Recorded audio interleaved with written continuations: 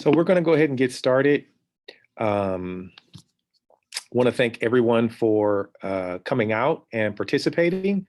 This is the City of Richmond's Grant Management Workshop, particularly for those of you who have been awarded ECIA grants for the fiscal year 2020, 21-22, excuse me. So first, I want to say congratulations to you all for your hard work. And I will allow Shanae to introduce herself, and then I'll introduce myself and do a little housekeeping, and then we'll proceed. Hi, good morning, everyone. I'm Shawnee Johnson. I work in the city manager's office, and Patrick and I are your go-to people for this ECIA grant program. LaShonda White is also one of the staff people, and she's been pulled in many other directions. So she's very limited in her participation these days, but she wants to congratulate everyone. I am responsible for the paperwork side of the grant management. I am the person who reviews your invoices and the supporting documentation. I will be assisting you, pretty much holding your hand through the process in the beginning to get your grant agreement in place and get the funds dispersed to you for those of you who need advance payments. And that's pretty much my role here. So with that, I will turn it back over to Patrick. Thank you. My name is Patrick Seals, and I support the ECIA grant, particularly in the beginning where it comes to scope drafting with Shawnee, and also in reviewing your reporting documents as well, including your progress report, final reports, and the outcomes and impact tables, follow-up, et cetera. So Shawnee and I are work closely around supporting you all. And so we're happy to share some tips and ideas about how to effectively manage your grant as we go forward. Just want to let you know that we are recording this session, that the slide deck will be available maybe tomorrow or maybe later today, and as well as the presentation for those that are unable to attend, or perhaps you want to review the information again. And also, we have a Q&A feature. So if during the presentation there are questions that come up, Shawnee should be able perhaps to address those in the Q&A. I don't necessarily won't have that capacity because I'm running the deck. And at the end or at certain points, if Shawnee or myself, there may be a really great question, and we might bring it out and address it. So that's just a little housekeeping. We're going to have some Q&A features during the presentation that we recommend that you use. Please don't place your questions in the chat. Please use the Q&A feature. This document and this presentation will be recorded and shared out, and we will do some Q&A at the end. So our agenda for today is, we've already covered some welcome and introductions. We'll move into how to finalize your grant service agreement, talk about awards and how to get those award disbursements, invoicing and reporting requirements, contract amendments, and amendments just generally, if those are things that come, and site visits, capacity building, and support. And then we'll hit some next steps and questions. So Shawnee, before I go any further, is there anything that you feel like we need to share before we jump in both feet? No, I think we are good to go. Okay. Thank you. So finalizing your grant service agreement. Again, congratulations on going through the process. Shawnee and I both know that this is not an easy process. So we're here to support you as best we can. But to complete or finalize your grant service agreement, which is what you're going to be doing next after you've been awarded, is we're going to enter into an agreement with you that finalizes the terms of your scope and some other things. But more specifically, today we're going to review the terms, which includes how long is the grant service period, what receiving funds requires. For those of you that might be working with vulnerable populations, like maybe people younger aged or underage youth or children, that you may be required to provide proof of background checks and bonding and fingerprinting. Scope of works, right, which is telling us what you're going to do, when you're going to do it, how you're going to measure it, and how you're going to spend those ECIA dollars for your program. Required documents, what it is that you need to submit to us, so that we can actually enter into that grant service agreement. And then we'll talk about execution, which is includes, excuse me, approving the scope, finalizing the document, and getting some signatures here from our manager and city attorney and city clerk. So, reviewing terms of the grant service agreement. So, you all should have received an email from Shawnee last week, and it was a very lengthy email, and it contained quite a few attachments. But our ambition was to include everything in one document so that you weren't receiving things piecemeal. And although it was quite long, you can continually go back and reference that email for where and how you need to proceed. So the ECIA grant is a reimbursement grant, and the grant periods are based around um, that reimbursement. Typically, we're anticipating that the reimbursement will happen at least, at most, hopefully twice a year, and maybe three. So there's a mid-year and then there's a final. And we will talk about advances just a little bit later. Shawnee will get into that. But typically the ECIA grant is a reimbursement, which means that you spend the dollars on your program, you submit to us documents that prove that those dollars were spent, and then the city of Richmond will cut you a payment or a check to cover those dollars spent. The program period is fiscal year July 1 through June 30th. So that means that any expenses that are outside of that period are not reimbursable from the city. So hypothetically, if the program that you run is year round, summer, fall, spring, everything, right? Winter, the if your program is begun or your program is starting June 1st or June 15th, right? You won't necessarily be able to get reimbursement for any monies you spent prior to July 1. Or if your program runs past June 30th of the next fiscal year, 2022, those won't be reimbursable. And we can go into more detail if that's unclear. Finally, background checks. Programs that provide services to youth or other vulnerable populations will need comprehensive background checks. Just want to let you know that is not a document or a set of documents that you need to submit to us right now, but you need to make sure that if we request those documents, that you are able to produce those documents. So it is not something that the city is asking for. It's not something that we're asking you to provide, but we want to make sure that you all are doing your due diligence to make sure that the populations that you serve, especially those who are highly vulnerable, that you're doing your due diligence as it relates to any staff or contractors that you have engaging with those particular groups. And I want to add to that, in addition to background checks or anything, any certifications that your organization needs, you must maintain. So if you are a school, you must be accredited. If you are a child care provider, you must have a current license. Again, those are not things that we're going to ask you to provide to us, but you need to make sure that you hold all certifications that are necessary to do the work that you're doing. And that is something that is also going to be addressed in the grant service agreement. Okay, thank you. The scope of work.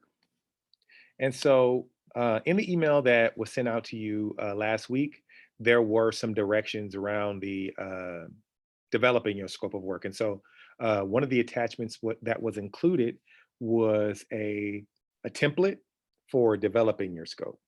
And what we recommend is that you kind of follow the directions not only in the email that was previously sent, but here, which kind of mirrors that information, is for the service specifications. Please reference the sections 2B, 3A, and 3B of your grant application, right? And so the service specifications are vital because it encompasses the elements that are going to tell us what you are going to provide. And so it's very necessary that it's clear. We also want to be aware that although you all may have had a requested amount in your grant, you might not have received the amount that you requested. And so we understand that modifications will happen as a consequence of maybe not receiving your full ask.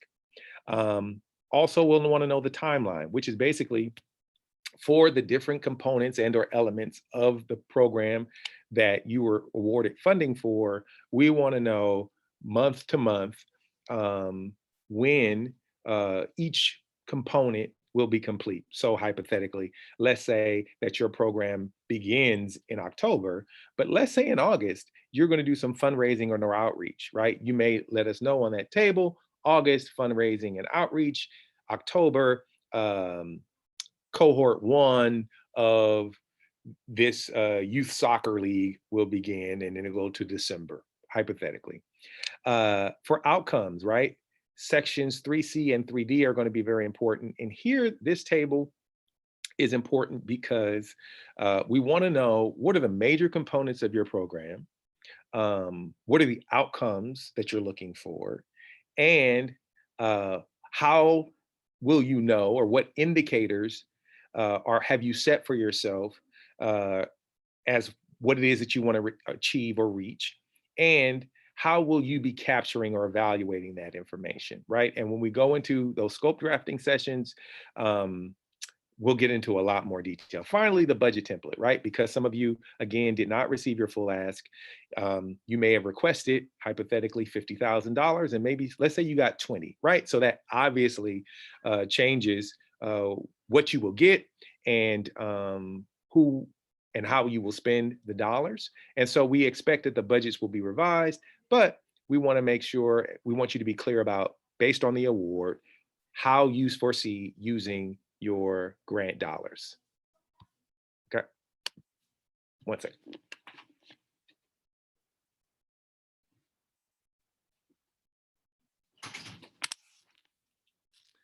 So now I'm going to turn it over to Shani, and she'll talk about, I believe, some of the required documents.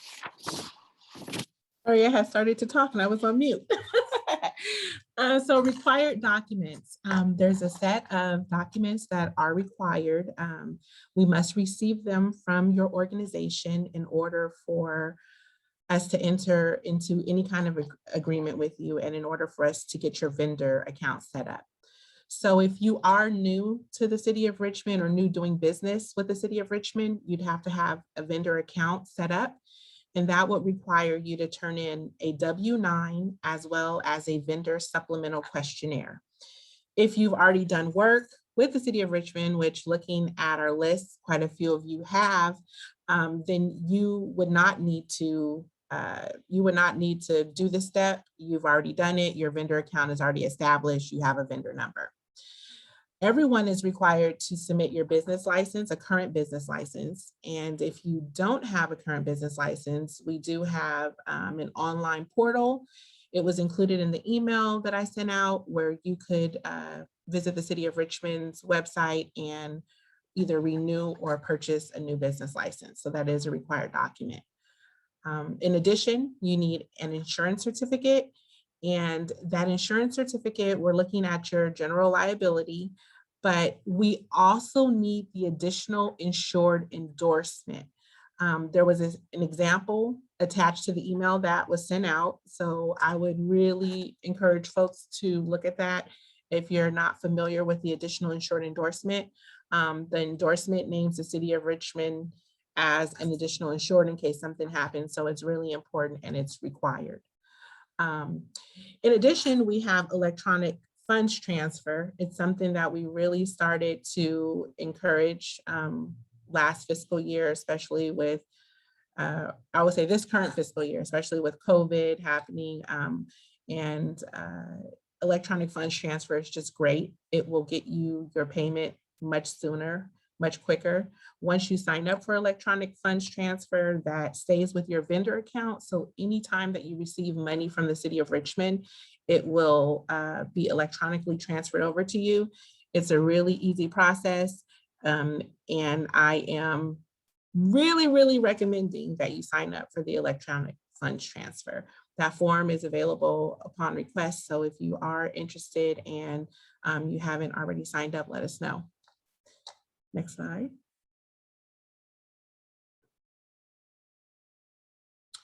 Okay, so execution.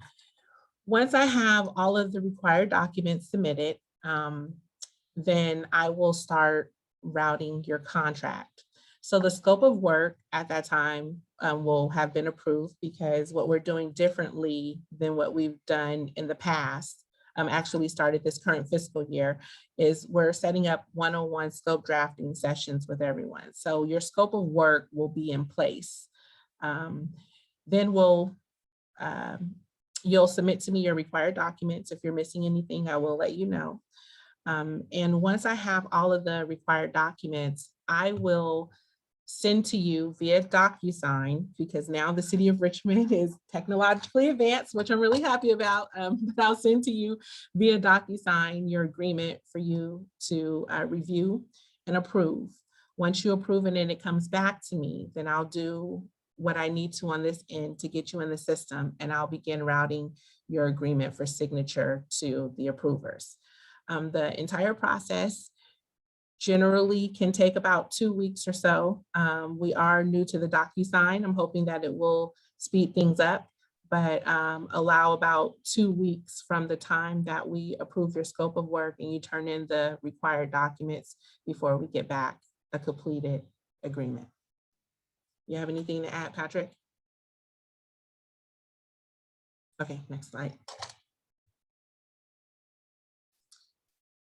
Advanced payments. So Patrick talked about advanced payments a little bit. And so we understand that a lot of smaller organizations don't have the capital to get their program started. And so they need a little bit of help, which is why we have this process set up.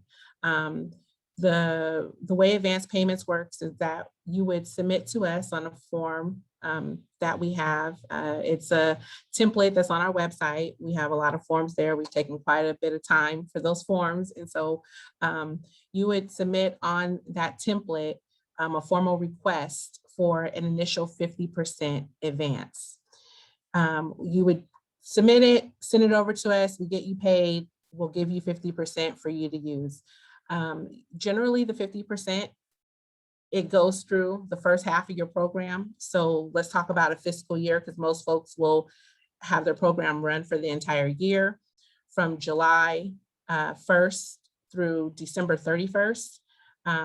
We'll go ahead and front you 50% of that money. And so by the time your progress report is due, we're going to be looking for you to turn in an invoice, which we'll talk about a little bit later, but you'll pretty much let us know how you spent that 50% over those first 6 months. After you show us and you complete your progress report and you turn in your supporting documentation, for organizations who need an additional advance, that is an option, and we offer a 35% additional advance. Again, that advance is contingent on submitting the required documents and us approving the initial progress report and those documents that you send in. Everyone doesn't always, there's a lot of different ways to work this. Some folks want a 50% advance in the beginning, but then they choose not to take the second additional advance. It's totally up to you on how you want to do that. You can take the first advance, but not the second advance. But generally, you're either going to go on an advance or a reimbursement basis. Patrick, can we go back one slide, please? So with the advance payments, there's the 50% there's a 50% initial advance, a 35% additional advance, and the last 15% of your funds are reserved until completion of the program. So we can only advance to you a total of 85% of the money, given that you've met all the requirements along the way. But at the very end, that 15% is held. So you need to be prepared to take care of the last 15%. Okay, Patrick, unless you have something to add, we can move on. No, I just want to reiterate that. So Shani, what you're saying is that they can receive, if someone got a $10,000 grant, they can get $5,000 up front. They can get an additional $3,500 after that. But the last 15% is a pure reimbursement. They have to be able, that last $1,500 of their grant, they're going to have to spend and then submit documentation for a pure reimbursement. Am I understanding you correctly? Okay.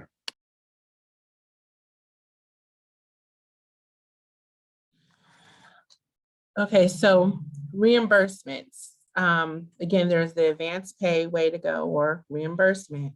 If you choose, some organizations are large, they say, we don't want to do the advance payment. We'll just go ahead and we will submit our invoice halfway through, or we'll submit an invoice for payment. Reimbursements happen twice. They happen at mid-year, which mid-year is halfway through your program, because we're on a fiscal year from July through June of the following year. And then mid-year is December 31st. So in your grant agreement, you'll see that it references reports being due to us by January 31st of the new year. So that's when, if you're doing a reimbursement, that's when you would submit your invoice at mid-year. And your progress report and invoice with supporting documents must be received at the same time. The final reimbursement would happen at the end, at the completion of the program. So that would occur sometime around July of 2022. And the final report also must have the invoice, the supporting documentation. So the takeaway from this is, if you're doing a reimbursement, just know that you can bill us 2 times, which is mid-year and at the completion of your program. We used to do quarterly billing. It was a lot. It was a lot for the grantee. It was a lot for staff, and it was just overkill. So this is one of the things that we've done to refine the program over the years, is to make it where you're only billing us 2 times.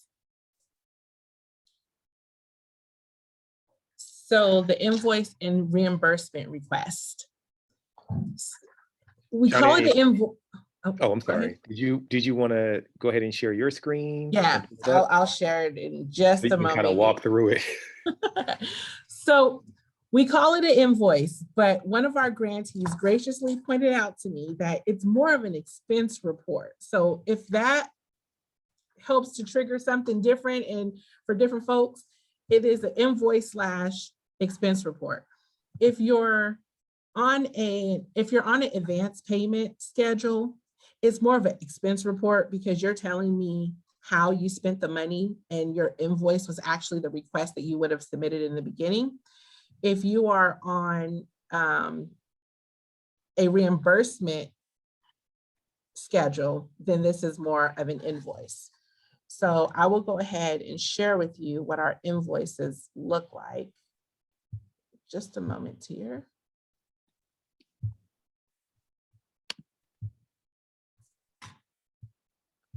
Okay. Can you all see this? Patrick, you have to verbally tell me, because I can't. Yeah, you're good. Okay, so on our website, we have templates, and this is one of the templates. Again, invoice / expense report. We would like for this to be printed on your letterhead so that we know who it's coming from. There's a space here at the top where we require a date. Please, please, please assign an invoice number. It's whichever number you want to assign to it, but it's something that we have to input into our system.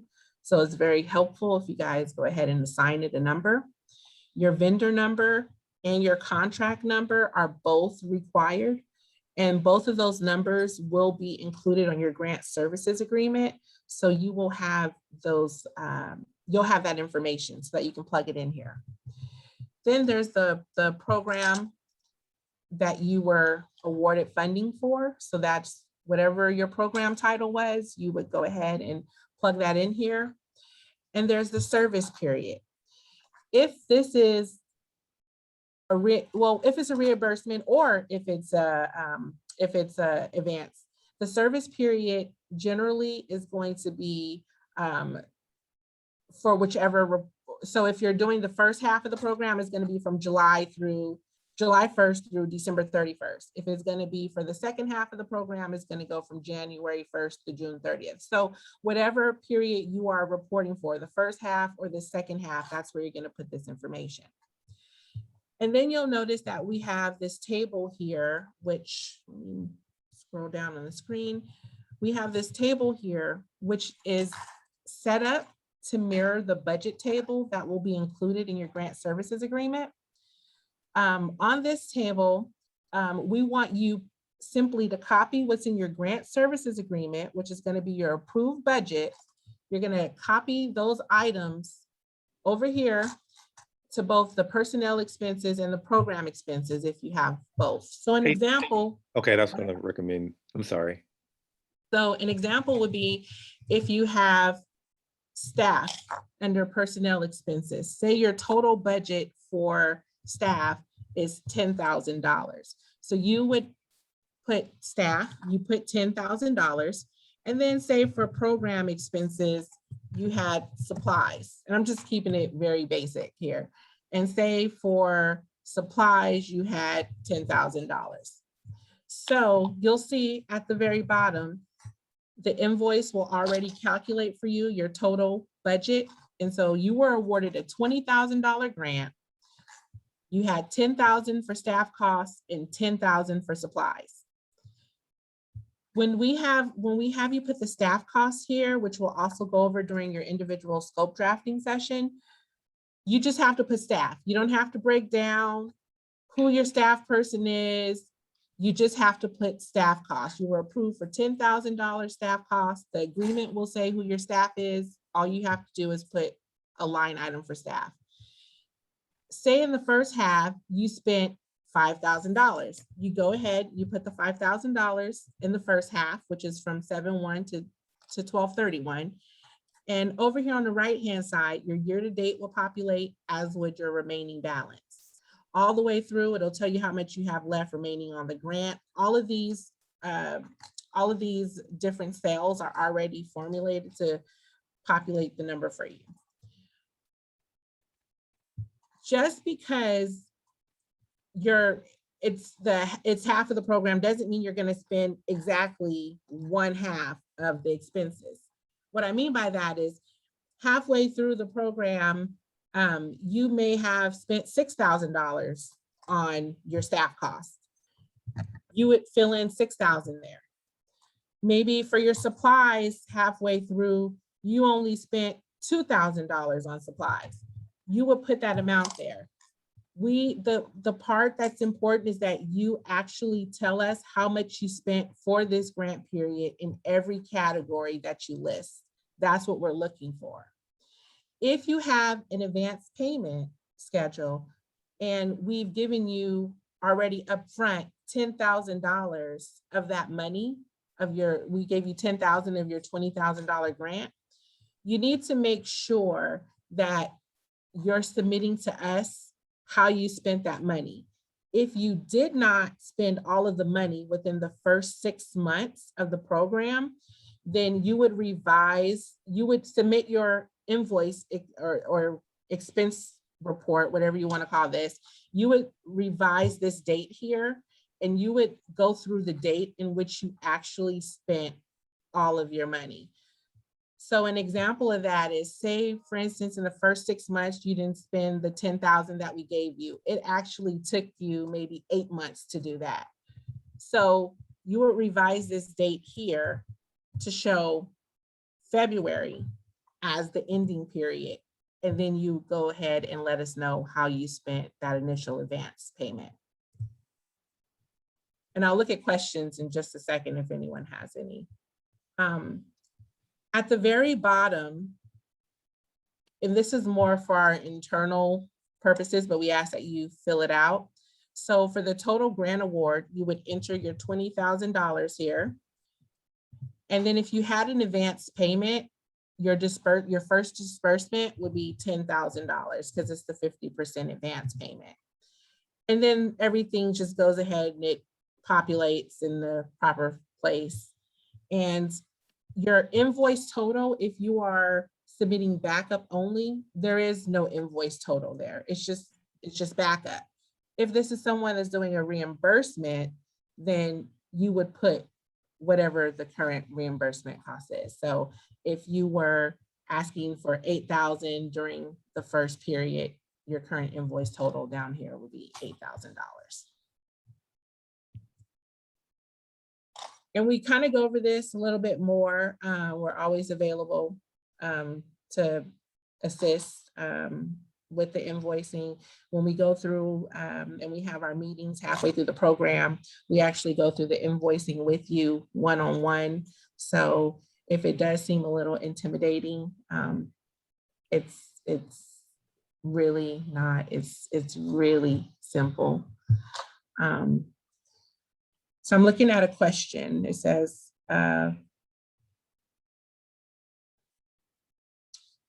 okay, so there's a question here that says, what if my grant was for $10,000, but my overall expenses for the project was $11,000 and my organization covered the $1,000? Do you need to see that $11,000 on the budget sheet? So no, I'm not gonna say we only care about, but we really only want to see the money that we've given to you. So this is just showing us how you spent the funds that were awarded by the ECIA program. Even if your organization budget was 11, or your project budget was 11,000 and we only gave you 11,000, I'm sorry, we only gave you 10,000, we want to see how you spent the $10,000.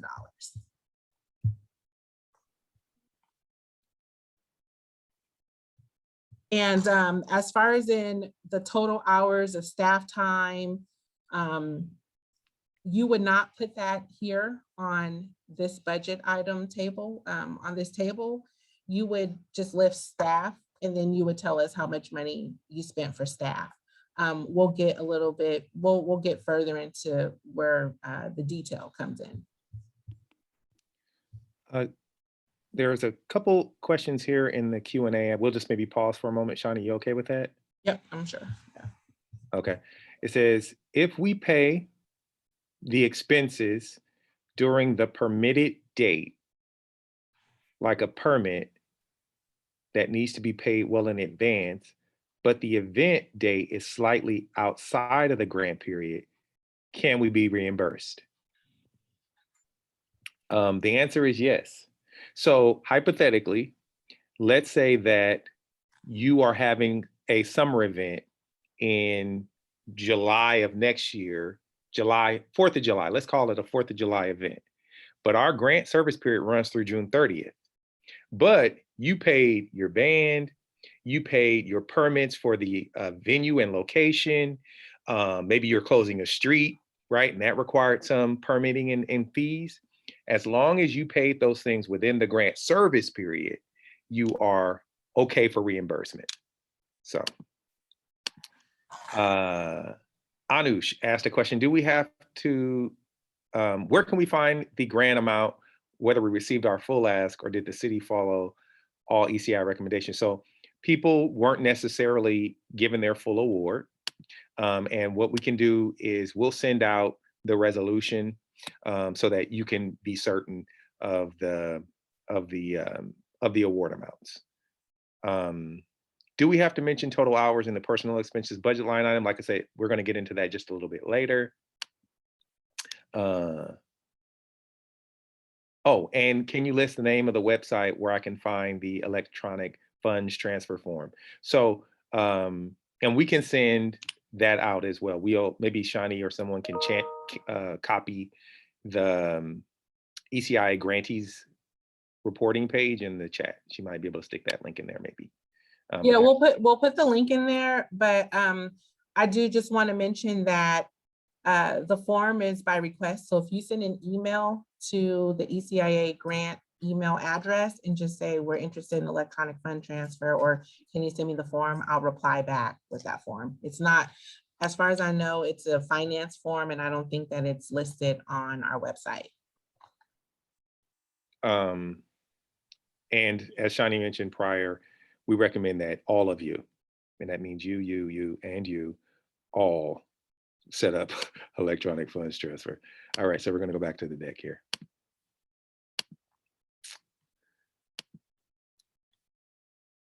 Okay, so can we just go back one? Sure. Just to kind of in summary, there's an invoice template. Line items must match your approved budget. They must match. This will make your life easier, my life easier. We did And which not approved budget are you talking about, Shani? Is that the one they submit in their application? Or? We're talking about the approved budget in the executed grant agreement, because that budget may be very different from what you submitted in your application. Organizations may be awarded less money. Most organizations probably did get less money than what they asked for, because we were working with less money this year. So yes, it is the approved budget in your executed grant agreement. We did not update this. We did not update our slide deck, but hard copies are no longer preferred. We're a little bit more advanced now. So we actually prefer electronic copies, and hard copies are optional, but electronic copies, that is how we would prefer to receive your invoice with supporting documentation. Another thing that I want to add is, rather than receive an email with maybe 4 or 5 different attachments, if you can submit your invoice or expense template along with the supporting documentation as one PDF file, that helps tremendously. Okay. That's it for me, Patrick. All right. So to also kind of flow in, and Shani can jump in here as well, as it relates to not just completing, right? So Shani's giving you a kind of a very quick course in completing your invoice and or expense report. But you won't just submit that document, that invoice and expense report, and say, we spent $10,000. I put it on letterhead. I have my invoice number and date, vendor number, and here's what I spent. I want my reimbursement. You have to supply backup documents that verify that what you say on that invoice template and or expense report is verified with the documents that show that there's evidence or proof that those dollars were actually spent. So what are acceptable forms of budget backup documentation? These are them. We need invoices and receipts. So when we say invoices, what we're really talking is confirmation of a payment of an invoice or a receipt. So don't submit an invoice and not have a receipt. So those things need to go together. You can submit invoice and receipts, or just receipts or confirmations of payment. And this would be for things under program services or supports. We also, for those areas under personnel, where Shani had that line listed, just staff, we will be looking for payroll records, right? So there were a few questions in there about, do I need to put staff time and hours and things like that? What we would be requesting is payroll records to verify the staff costs. So if your staff costs were hypothetically 10,000 and within that first period you spent 5,000, you will submit the payroll records that correspond to the staff that did the work that you're requesting reimbursement for.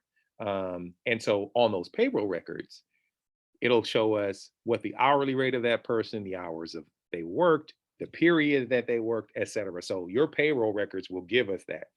So that is the appropriate documentation for backing up expenses or reimbursement requests for staff costs. For some of you, you may also be hiring maybe interns or externs or summer workers or contractors. You might be paying stipends to people. In that case, we would also want copies of either canceled checks or bank statements, right? And for copies of checks, we're talking front and back copies or bank statements that verify, not just copies of a check that you wrote to a particular person and you photocopy the front page. Lastly, if you have interns, then an additional budget backup document that you might include if you're paying them a stipend is timesheets and cards. So hypothetically, let's say you have a stipend position or you have some type of internship opportunity for people that are going to be supporting your work. What you can provide is a timesheet that says these people are paid $25 or $20 or $15 an hour. Here are all the days that they worked. Here are the totals that show that they were paid or that they paid a number of, if they're paid $15 an hour, $20 an hour, they worked 15 hours and this is what they paid. Shani, do you have anything more to add to this? I know you reiterated that this documentation you prefer be consolidated into one PDF scan. Is there anything else you feel like we need to maybe highlight for the grantees? No, I think you went over that. I do want to ask a question. I'm sorry, but Yeah. it looks like the screen is blinking for me, and I'm just wondering if the same is happening for you or if it's on my end. I hope it's not. I'm sharing the tracking program expense. So let me just for the sake of clarity, can you all put in the chat if you all are seeing the tracking expense page? If you guys can give me it looks okay or some confirmation that you're not experiencing any technical problems. All right, thank you. All right. It's my Oh, computer. outstanding. Thank you all. Okay, so we're going to move forward. So there's a question here in the chat about using a fiscal sponsor. Great question. And it says, what if you're using a fiscal sponsor? So that's a great question. Your fiscal, so you need to work with your fiscal sponsor. We really only want one point of contact. So if it's you, we'll work with you. And then, if it's a fiscal sponsor, we'll work with the fiscal sponsor. We don't really want to communicate with too many different folks because it gets a little confusing. But if you have a fiscal sponsor, you're submitting and I don't know if the question is about how to submit. If you have a fiscal sponsor, or it just said, what if you have a fiscal sponsor? So I'm not really sure what that question was, but if you want to kind of put a little bit more detailed question in the chat, I'll be happy to answer it. But for the most part, we want to receive the information from one party. So that could either be you or the fiscal sponsor. Sure. I mean, I don't know, Patrick, if you took that question a different way, maybe you have a different answer. No, I think I would have taken it the same way. And so if that person can provide just a little bit more clarity, we can make sure that we're getting you the right response. So I'm going to move forward with reporting, and that is more specifically the progress and final reporting versus the expense reporting or invoicing. So there are we'll want two reports. We'll want a progress report and we'll want a final report. So typically we would want all invoices and progress reports to be submitted simultaneously at the same time. We've kind of moved away from that. We want a progress report at the midpoint of the year, which is the end of December, but the progress reports aren't due until January, end of January, January 31st. We want a progress report to us on January 31st, no matter what. So some of you might be saying, well, my program starts in October or November or December, or my program starts in spring. We still want a progress report from you, right? And your progress report might not say much. It might say our program has yet to start. We're anticipating starting in this in the end of February and work through the end of the year. No matter what, we want a progress report at the midpoint of the year. And we want a final report at the end of your program or the end of the fiscal year, whichever corresponds. So at the end of your program or at the end of the fiscal year.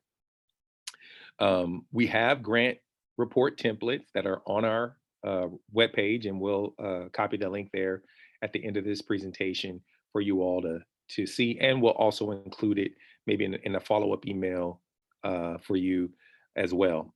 And we'll want you to use the progress report template and the grant report templates. And again, no hard copies. So it says hard copies, but no hard copies. And this really is indicative of the changes that COVID has placed on us. And I'm certain the changes that you all are having to kind of modify and pivot, and because what a difference a year makes, not just for you all in supporting the residents in Richmond, but also us in the city departments in supporting you all. It's what a difference a year makes. And so we are definitely moving to electronic documents. And I think that makes it easier for you. It makes it easier for us. Shawnee, And I don't think we're not going to go back. This is going to be the way forward. I did want to go back to the question in the chat. Sure. About who should submit the documentation if you have a fiscal sponsor. Mhm. So again, that it's one point of contact. It could be you, it could be the fiscal sponsor, but the fiscal sponsor is the organization who we're going to make the payment out to. So it must be on their letterhead. And so it must, even if you're the organization and you're submitting, everything has to be payable to your fiscal sponsor. Okay. Okay. All right, so we'll move forward. We're almost done here, and then we can take a lot more questions. Grant amendments.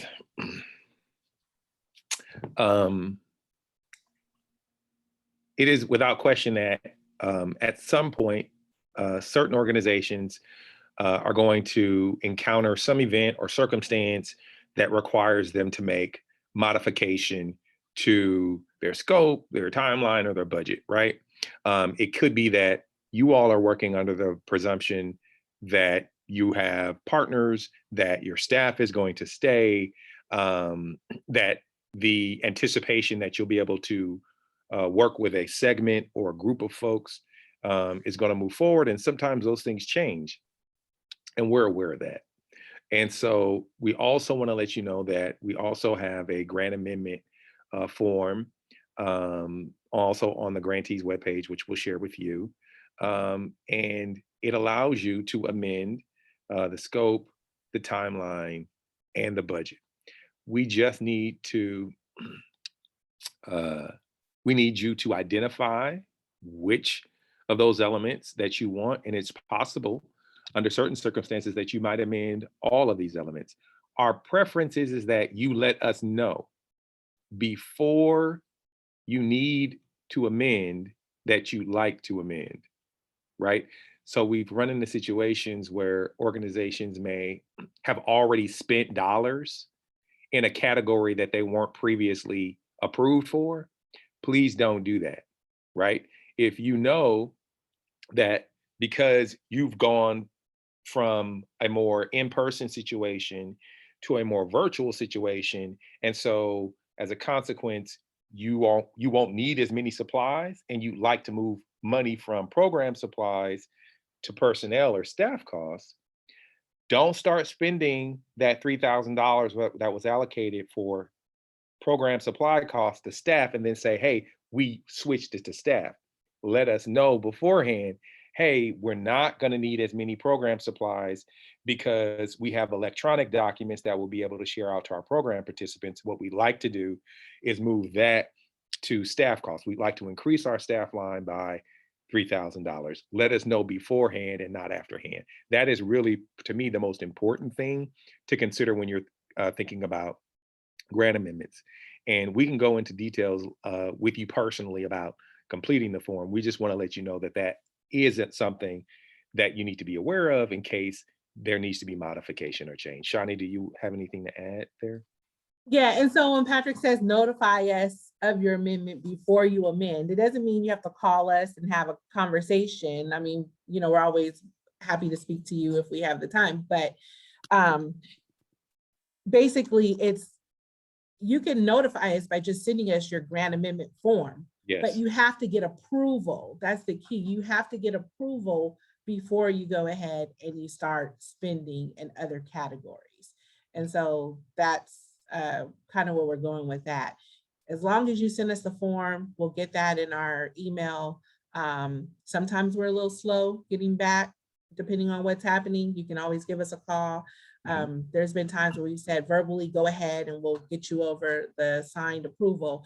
But for the most part, sending the grant amendment via email is notification, but please wait for an approval, whether that be, via phone, via us sending it back to you. It's just something to say you're approved before you start spending it elsewhere. Okay.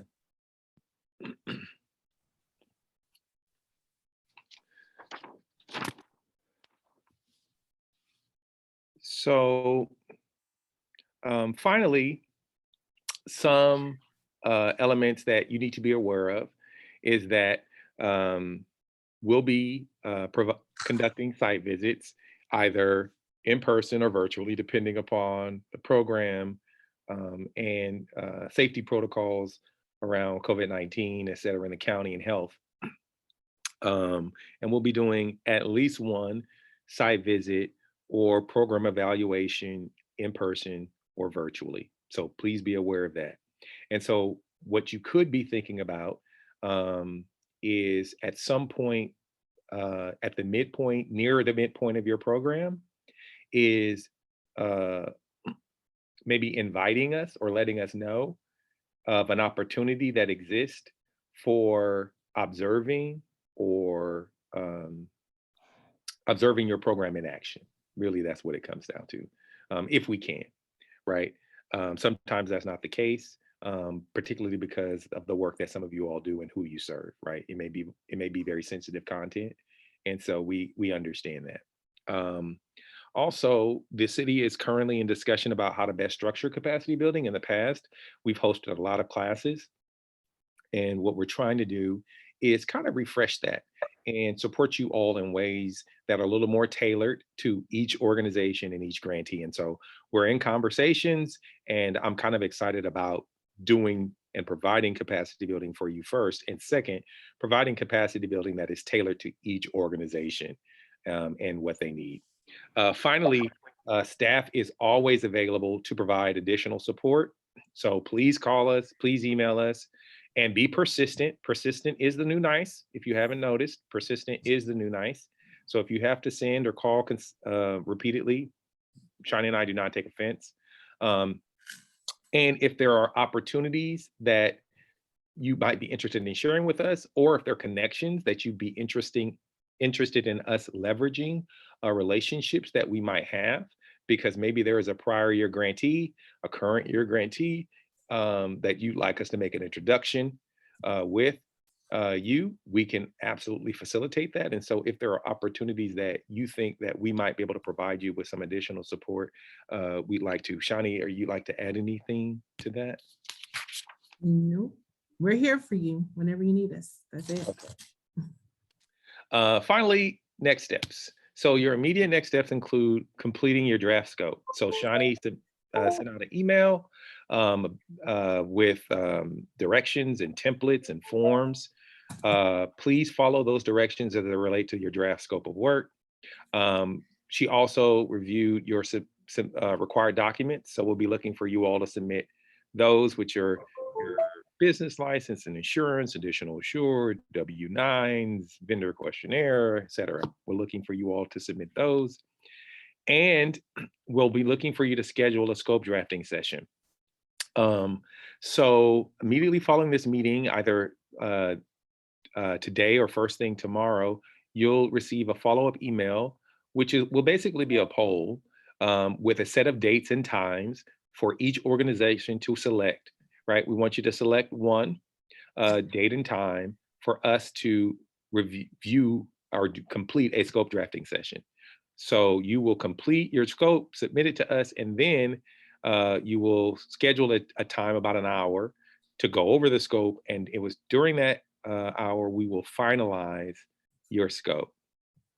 And Shani, I just want to check in with you there if there's anything else. Can you hear me? Yes. Okay. No, I don't have anything else. Besides that, these things are due this Friday.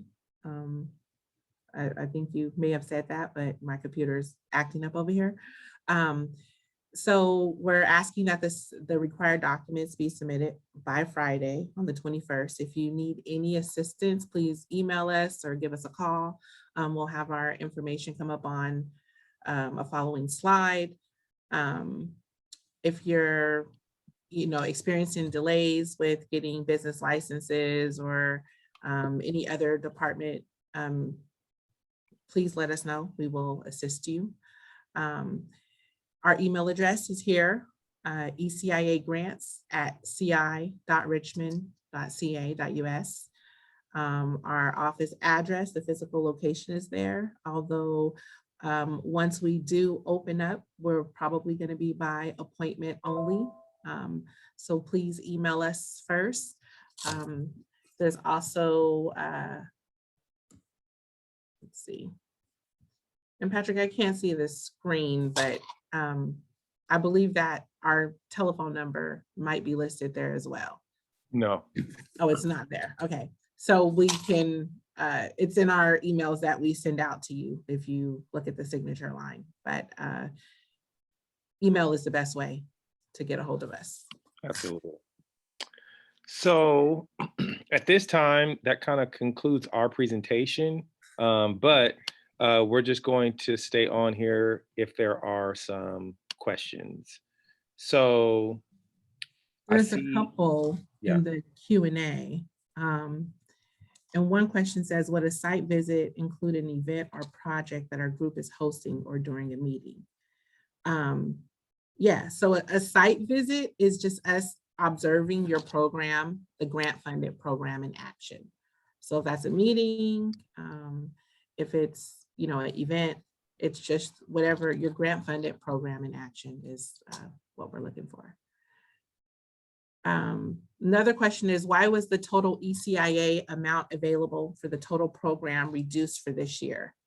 Is it expected that the total amount will be restored for next year's total ECIA program? Want me to take that? You want it? Yeah, go for it. So that's a good question. Shani and I have been managing this grant now for 6 years. Yeah, 6 years or 6 cycles. And we have a large portfolio of grantees. In addition, the Department of Children and Youth also has released a grant. And I support that, and it is likely that Shani will also be supporting some of that work as well. And that increases the workload. So instead of suspending the ECIA grant for a year, which was an option, so that the Department of Children and Youth grant requires a heavy lift. It's a lot more dollars, and so there's more moving pieces. Instead of suspending ECIA totally, uh, it was our recommendation that we cut it in half to provide us the opportunity to get grant dollars out there to organizations who might need smaller grants, right? The ECIA goes up to $200,000. There are lots of organizations where $10 or $15,000 really makes a big difference. And so to suspend funds totally would cut out maybe access to those smaller pots of money. And so our aim, we presented to council and the ad hoc committee to let them know that we wanted to continue, but we just wanted to reduce so that we didn't have as many grantees, but that we did still provide opportunities for grant dollars to get out to organizations who may have smaller capacity. And so it was an opportunity to keep both programs running concurrently and to provide Shawnee and myself and the kind of limited staffing capacity that we have to be able to be sustain both programs. Really is the question. Shawnee, did I do okay, or you want to add something to that? Yeah, no. Yeah. Okay. I will add that just we're definitely supporting across departments right now. It's just I would say people are retiring left and right, people, so we're supporting across multiple departments. And so the ECIA is kind of our baby, so we want to keep it there. So we know that there's going to be funding. Whether or not it's going to restore to its full amount next year, we have no idea. But we are always pushing to make sure that there are some funds to award, especially to organizations that are smaller, that can't access some of the larger pots of money. It looks like we have a hand raised. I'm going to go ahead and let's see, who do we have here? And I see you too, Shakira. I see you. Okay, so let's see, Cheryl. Go ahead, Cheryl.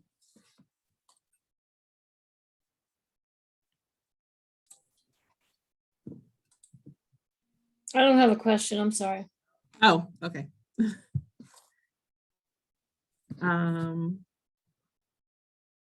Okay, and so you want to go ahead and answer Shakira's question? Sure. Shakira says, our program is a summer 2021 program. So would you all be available for a site visit towards the end of July 2021? And the question is, we very well might be. Just give us a heads up. And the truth is that we're trying to do better about engaging our oversight or our review committee. So we're pulling in some assistance as far as participating in some of the site visits because they're interested in being a little bit more active. And so it won't necessarily be only Shawnee and myself. So let us know as soon as you can what date or dates that might be. And we'll look at our availability and we'd love to participate.